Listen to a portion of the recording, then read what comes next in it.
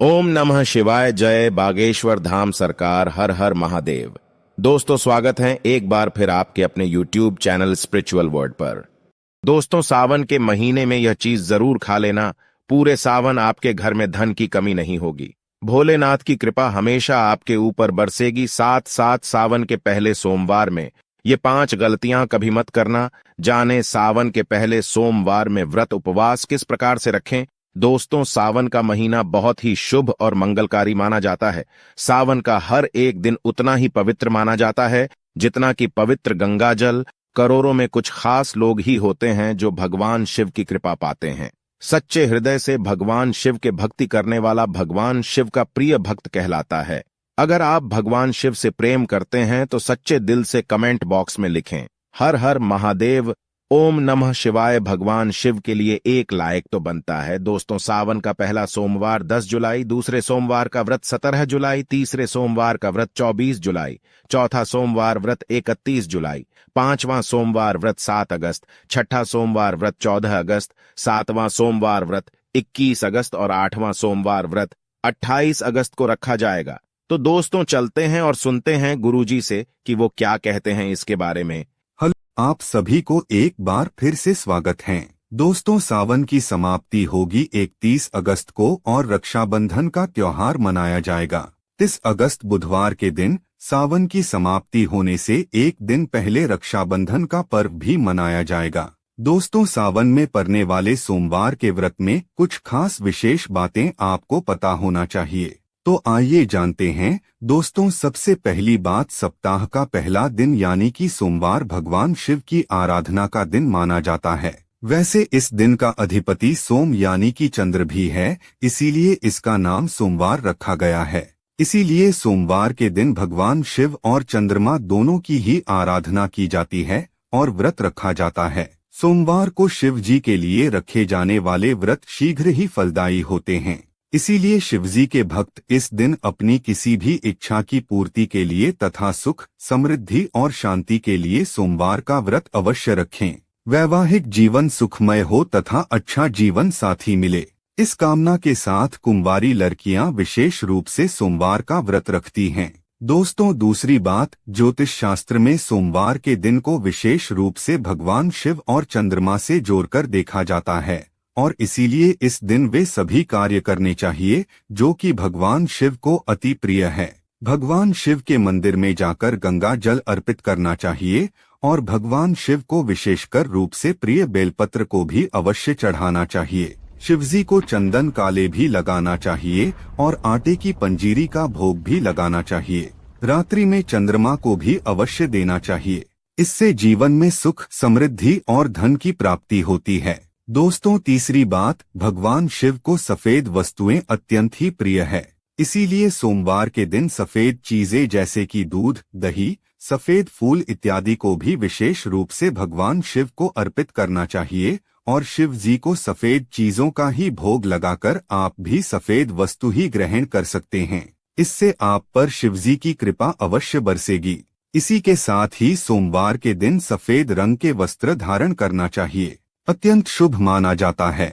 दोस्तों, चौथी बात, वास्तुशास्त्र के अनुसार सोमवार को किसी आवश्यक काम के लिए घर से बाहर जाने से पहले आईना अवश्य देख लें।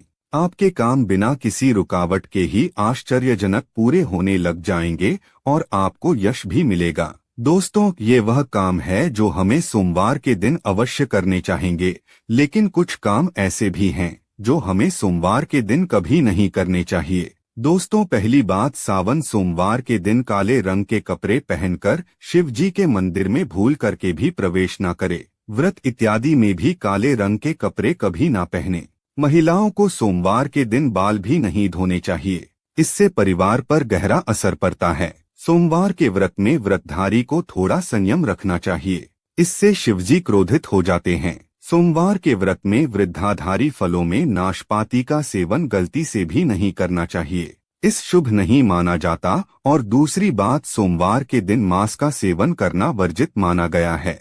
इसके विपरीत शिवजी का व्रत रखना चाहेंगे या फिर शुद्ध सात्विक आहार, दूध, दही, फल इत्यादि का सेवन करना चाहेंगे। दोस्तों, तीसरी बात, सोमवार के दिन किसी का भी अपमान ना करें और बुरे दिन निकालें। इसे जीवा पर बैठी मां सरस्वती का अपमान होता है और ऐसा बुरा व्यवहार सोमवार के व्रत में तो कतई ना करें, व्रत टूट जाता है। दोस्तों, चौथी बात, शिवजी की पूजा के साथ ही नंदी महाराज की पूजा भी आवश्यक है। दोस्तों, शिव पशु प्रेमी हैं, इसीलिए सोमवार को 4 पैर वाले पशु का अर्थात गाय माता की विशेषकर रूप से पूजा अर्चना करनी चाहिए। सोमवार के दिन गाय माता को कुछ न कुछ अवश्य खिलाना चाहिए, इससे व्रत पूरा माना जाता है। इसके साथ ही साथ नंदी महाराज बैल का अपमान या फिर उनके साथ गलत व्यवहार बिल्कुल भी ना करें। दोस्तों, पांचवी बात, पूजा करते समय इस बात का ध्यान रखें कि भगवान शिव को केतकी का फूल, कुमकुम, तुलसी के पत्ते, कटे फटे बेल पत्र या फिर खंडित चावल भूल करके भी नहीं चढ़ाएं और संग से भी जल अर्पित ना करें। तो दोस्तों, सोमवार के दिन इस दिन शिव और चंद्रमा की आराधना करें, व्रत करें, शिव मंदिर में जाएं, साफ मन से दिल में कई बार ओम नमः शिवाय मंत्र का जाप अवश्य से कर लें। भगवान भोलेनाथ आप पर अवश्य प्रसन्न होंगे और आपकी हर मनोकामना पूर्ण करेंगे। इसी के साथ ही दोस्तों, क्या आप ये बात जानते हैं कि सोमवार के व्रत में यह फल, सावन के व्रत में ये फल कतई नहीं खाया जाता। यदि आप गलती से भी इस फल को खा लेते हैं तो जीवन भर भगवान शिव के क्रोध का सामना आपको करना पड़ सकता है, आपका व्रत भंग हो सकता है, यहाँ तक कि आपके परिवार पर कष्ट भी आ सकते हैं। कम से कम सोमवार के व्रत में तो ऐसे पाप कतई ना करे। दोस्तों, नंबर 1, शास्त्रों में ऐसा कहा गया है कि व्रतधारी को उधार मांगकर फल इत्यादि नहीं खाने चाहिए, इससे इसे पाप लग जाता है और व्रत भी अधूरा रह जाता है। सोमवार का व्रत हो या फिर कोई भी व्रत क्यों ना हो, पड़ोसियों से मांग करके भी व्रत इत्यादि में फल वगैरह नहीं खाने चाहिए। व्रत में उधार मांगकर खाने से व्यक्ति का व्रत झूठा हो जाता है। ईश्वर की शरण में भी आने पर व्यक्ति को झूठ नहीं बोलना चाहिए, कर्ज इत्यादि नहीं लेने चाहिए, चुगली आदि नहीं करनी चाहिए, उधार मांग कर के भी नहीं खाना चाहिए। यदि आपको कोई अपनी मर्जी से खाने के लिए व्रत में कुछ भी देता है तो उसे आप खा सकते हैं, लेकिन व्रत में कम से कम उधार मांग करके तो फल इत्यादि नहीं खाना चाहिए। इससे पाप लगता है और व्यक्ति की पवित्रता भी भंग हो जाती है। दोस्तों, नंबर 2, सोमवार का व्रत हो या फिर सावन का व्रत, आपको नाशपाती बिल्कुल नहीं खानी चाहिए। दरअसल इस फल का नाम नाश यानी कि नाश करने वाला होता है, इसीलिए इस फल को व्रत में कभी नहीं खाना चाहिए। व्रत इत्यादि को छोड़कर किसी और दिन आप कभी भी ये फल खा सकते हैं, लेकिन अगर जिस दिन आपका व्रत हो उस दिन आप नाशपाती का सेवन नहीं करना चाहेंगे। भगवान को भी नाशपाती नहीं चढ़ानी चाहिए। दोस्तों, नंबर 3, कुटू या फिर सिंघारे का आटा खाने से भी आपका व्रत टूट सकता है। आपको बता दें कि लंबे समय से रखा हुआ आटा आपका व्रत भंग कर सकता है। दरअसल पुराने आटे में घुन इत्यादि कीड़े वगैरह पड़ जाते हैं जो ठीक तरह से दिखाई भी नहीं देते हैं। ऐसा आटा खाने पर दरअसल आप मांस का सेवन करते हैं और व्रत में कीड़े खाना घोर पाप के बराबर माना गया है और आपका व्रत भी भंग हो जाता है। व्रत में ताजी आटा खाना चाहिए। लंबे समय से रखे हुए आटे में कीड़े वगैरह पड़ जाते हैं, ऐसा कभी भी ना करें। व्रत हमेशा शुद्धता में ही रखना चाहेंगे। दोस्तों, सावन के इस पवित्र महीने में यदि जिस भी व्यक्ति को ये 5 संकेत मिल जाएं, तो उसे ये पता चलता है कि महादेव आपकी भक्ति से बहुत प्रसन्न हैं और आपको धनी होने से कोई भी नहीं रोक सकता है। तो चलिए दोस्तों जानते हैं। दोस्तों, नंबर 1, बैल का दरवाजे पर आना। नंदी महाराज भगवान भोलेनाथ के वाहन हैं। नंदी को भगवान शिव का द्वारपाल भी कहा गया है। नंदी महाराज को बुद्धि और ज्ञान का प्रतीक भी माना गया है। शिव के मंदिर के बाहर हमेशा नंदी महाराज विराजित रहते हैं, लेकिन अगर सावन के इस पवित्र महीने में अचानक से नंदी महाराज आपके दरवाजे पर आ जाएं और घर की चौखट को सींग मारने लग जाएं, तब आपको समझ जाना चाहिए कि भगवान शिव आपके घर में अब आने वाले हैं, जो कि यह एक उनके आने का विशेष संकेत है। भगवान शिव आपकी भक्ति से बहुत प्रसन्न हैं। वह आपके घर में खुशियां आने वाली है। आपको धनी होने से कोई नहीं रोक सकता, लेकिन याद रहे नंदी महाराज को तिलक लगाकर मीठा भोग अवश्य लगाएं। दोस्तों, नंबर 2, सावन के पवित्र महीने में अचानक से आपके सपनों में यदि शिवलिंग दिखाई दे जाए अर्थात भगवान शिव दिखाई दे जाए तो इससे आपको यह समझ लेना चाहिए कि अब आपके जीवन से परेशानियों का अंत जल्द ही होने वाला है।